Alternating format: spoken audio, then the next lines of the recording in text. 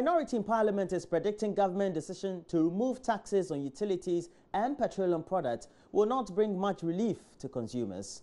On the contrary, Parliament on Monday approved an amendment to the Energy Sector Levy Act that will also see the price you pay for electricity and fuel reduced by some 3 to 5%. The move will cost government some 308 million Ghana cedis as a result of a reduction in the public lighting levy from 5 to 3% and the National Electrification Scheme levy from 5 to 2%. Deputy Minority Leader James Aveji, however, is unconvinced and is questioning why transport fares are still going up in the light of these tax cuts. The transport associations like GPRTU and those unions, they fix the fares. Government hasn't done that. What government can do is to go and appeal to them to ensure that they put in factors that will not increase the fare astronomically. What is the reason given by the increase in fares? They are saying that it's an accumulation of increase in what? Petroleum products and other factors. So my question is that if you are saying that you are reducing the duty, that is the VAT on the petroleum product, what one expects is that this should result in a reduction in fuel prices, one. Then it will go further to reduce the fares. So if you are reducing taxes, yet the fares, the lorry fares are increasing, your policy is making negative impact. That is the point I'm making, and it's simple. And already the minority spokesperson on energy, Adams Mutawakilu, says government should rather scrap the 17.5% tax on petroleum products if it wants consumers to enjoy some relief. But the NPP MP for Kede, Ohimeng Tinyase, believes half a loaf is better than none. If I consume 150 units, at the end of the month, I'm expected to pay 216 Ghana cedis. With this effect, I'll pay 206 Ghana cedis. So the effect is just 10 cedis. So you realize that it's not significant enough. As they claim that the electricity bill was so high that it is even more than the rent paid. I don't think this will reverse the situation. And therefore, consumers shouldn't expect any drastic reduction in their electricity bill. For industrial consumers, it is even insignificant. And that is why we're saying that they should tackle the VAT component in terms of non-commercial consumers or the industrial consumer. Which is the 17.5%. They should take out the VAT. That will stimulate growth. Isn't that too much to ask? 17.5% of the cost I could remember on tariffs. Exactly when the then presidential candidate, now president, met GI, that is the industries, and said that he's going to reduce the electricity rate significantly to stimulate production, which will translate to employment. So if you now are the president, just take off the VAT, and that will enable them to stimulate production and translate to employment. So the net effect is that individual will not feel it at all. Colleagues on the minority side are always making noises for the good things that we are doing for which they did not do.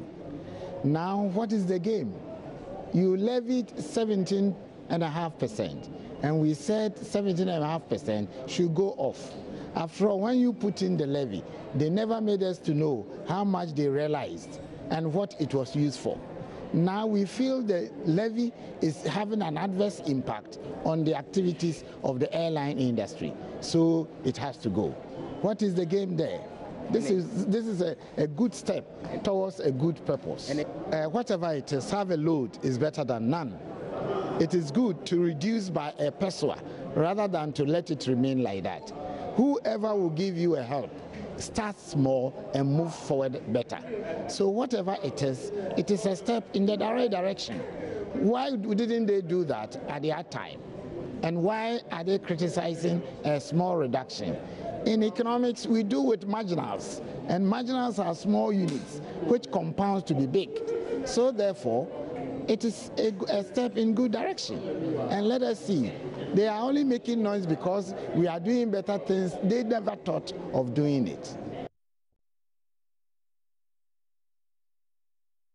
And the debate will continue on the various discussion platforms. But let's move away. Students of Kumasi Academy are threatening to boycott academic work over recent mysterious deaths of 4 of their colleagues. They say is making it impossible for them to concentrate on their studies. Examinations are due to begin today, but students insist they are psychologically unprepared for the exercise. The death of the student, all within 2 weeks, though away from campus, has since caused panic among students and parents, even as authorities investigate the causes. Joy News caught up with one of them in the following conversation, which has been muffled to protect the person's identity. Yeah, I'm in class with one, and I know his behavior. He's always punctual in class. He's self-disciplined. And so far, he had never done anything bad. Yeah, like let's see, doing bad things like as other people do in the school. No. But how do you feel as students? Are you afraid? Yeah, I'm afraid. I'm afraid. Because I don't know when it will be my turn. Yeah, I'm afraid. They've not shown out what particular is going on. No post-mortem that this and this are going on. But you should be afraid. Why? You are in an institution where people are dying rampantly. Why shouldn't you be afraid? You should be. Yeah, the school is forcing us to write the exam. They are forcing us. They are trying in all their means to persuade the parents so that they would bring their wards back into the school. But that's not right. All what they are doing is not fair. They should avoid lying that people are awkward and all sort of stuff. They should come out with the truth and speak out the truth. For me, let me say, I'm not prepared because of what's happened. You see, even when I was prepared by that time, today I'm not prepared because, you see, we went home, we were scared, so you can forget. No, we are not prepared. Yeah, we are not prepared to write the exams. Someone is still in the house by now, and we will be starting Wednesday. We are not prepared. That's tomorrow. We aren't prepared. I would like the authorities to investigate what's going on. Yeah, they have to investigate, and they have to close the school down for some while because we can't be in the school or those things will still occur. So they should evacuate the school for a while.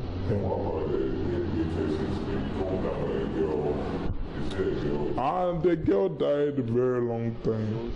For me, my concern, the girl died for a very long time. And it's not today. Let me see, 1 week is now, yeah. Yeah, a home economics girl. A home economics girl. Oh, thank you. Me, to my perception, is spiritual matters. There are more than 4. There are more than 4. 3 is not the actual figure. 3 is not the actual figure. There are more than 4.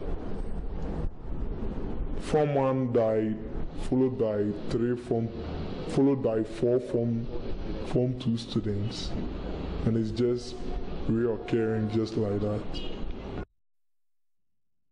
By their fears, the Ashanti Region Student Representative Council is urging them to return to the classroom as authorities investigate the incidents. Well, the Ghana Education Service has also deployed counselors and religious leaders to offer help to the students as investigations continue. Coordinator of the regional student body, Ralph Sarkodie, wants students to trust authorities to unravel these mysteries. Wednesday, they are supposed to start exams for Form 1 and Form 2s, and we are hoping that latest by Wednesday, all the other parents should be able to bring their awards over. And I think that for the media too, I have been very, very unhappy about the way the media created panic and pandemonium over there in the school. That very night, the Friday night, you realize that a lot of media reportage indicated that the students were dying and all that. So for me, it was a sharp deviation from exactly what happened over there. And that's why parents rushed over there seeking to take their awards home. And it was a deviation from, or contrary to what was exactly what happened. So I think that the media can help in this circumstance, because if there's a parent who wants his ward to go over there to school, he wants assurances that my ward will be safe. And that, I mean, you went over there, you saw that the situation is very calm, everything is going on like nothing has happened. And we are entreating parents that if the situation is under control, regional director and the headmistress, school authorities have done everything possible to ensure that students are safe in school. And so parents should be rest assured. And the pathologists are doing their work. When they are done, we'll know exactly what happened. But for now, everything is calm, and we expect that parents will take their wards back to school. And let's turn attention to small-scale mining. And we know that in the heat of the declaration of war on ending Galamsey by government, there appears to be a scramble over concessions between registered and illegal mining companies in the eastern region. Illegal mining of gold is rife in the region, where the operation has since contributed to the destruction of water bodies and the dissipation of cocoa farms.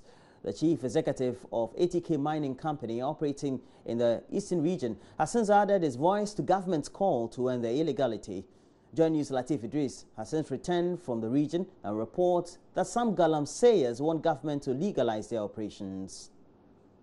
So no Galamsey, no work for this area. No work for the whole Ghana. The truth of the matter is that Galamsey have to end, because we have people who are doing illegal mining. You see, they have to regularize the thing. Then those who have their papers will do correct job. After they have excavated, they will reclaim the land and take the land. But now, people are just doing it because they want to do it because of the money. But one, we need the land.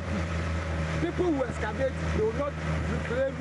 Then the holes will be there. People are dying. So as for that one there, for me, I am in support. And one thing I want the government to pursue is the Chamfan. Those people who are in the Bremo River. As for that one there, you have to eliminate all of them.